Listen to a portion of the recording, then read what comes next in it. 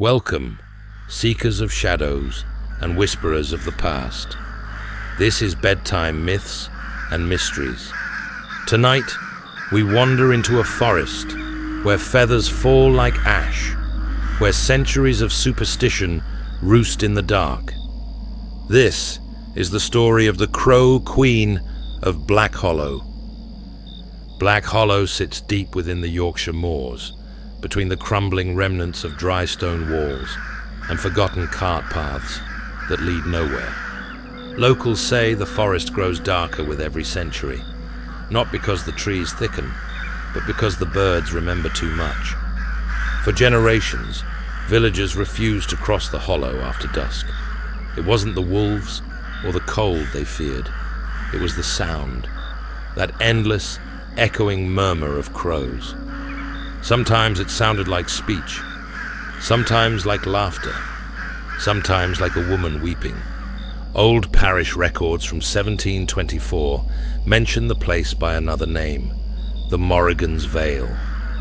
A chilling note beneath the entry reads, "No shepherd nor maid may cross when the flock of black wings turns sun to night, for there the goddess of battle walks, and her eyes are birds." The Morrigan, the Celtic phantom queen, goddess of war and fate. She was said to appear before battles as a raven or crow, her feathers dripping in shadow. To see her was to know death was coming. But in Black Hollow, she never left. The story truly begins in 1651, during the height of the English witch trials. Records from the Assize Court of York mention a woman called Eira Wren, accused of communion with dark spirits, birds, and unseen winds. She was a herbalist, a midwife, and a woman who spoke too often to the sky. She gathered herbs from the hollow, whispered to crows that perched on her thatch roof, and healed fevers when no priest could. For this, she was condemned. The record of her sentencing survives. Eira Wren of Black Hollow, found guilty of unnatural correspondences and the keeping of familiars. Her execution to be at dawn, her birds to be burned, her cottage sealed. But when the men came to drag her away, the crows came first. Witnesses swore a black cloud rose from the trees, 100 strong, clawing, shrieking, blinding the men. By the time the chaos cleared, Eira was gone.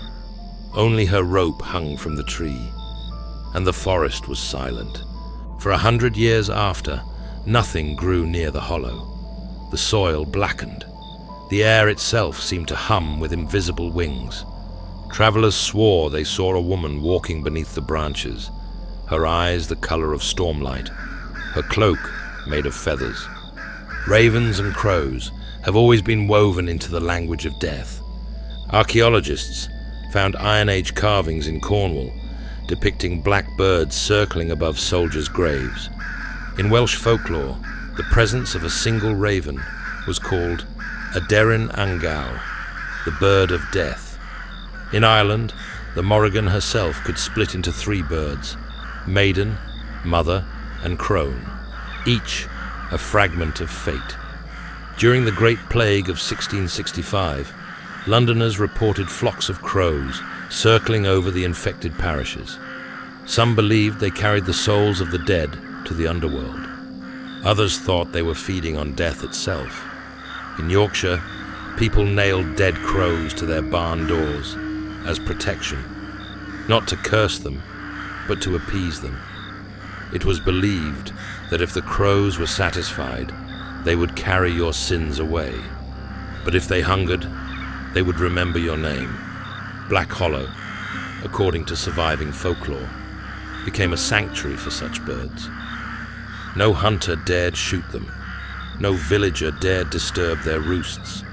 The people believed the birds belonged to her, to Eira Wren, who had become something more than human. Something watching. In 1897, an Oxford antiquarian named Dr. Samuel Merrin visited Black Hollow, intending to write a paper on regional pagan survivals. He was a skeptic, rational, sharp-minded, determined to prove that superstition was the refuge of the uneducated. He kept a journal. What follows are his own words. October 29th. The forest unnerves me. There are hundreds of crows, perhaps thousands, all roosting at once. The air moves as though alive. I found an effigy of twigs, shaped like a woman. Its eyes were bird skulls. Its chest was hollow. October 30th. No one in the village will speak of her. They call her the Crow Queen, the witch that wasn't burned. Children leave offerings of silver buttons and broken teeth. October 31st. I heard a woman singing from the forest. The tune was older than words.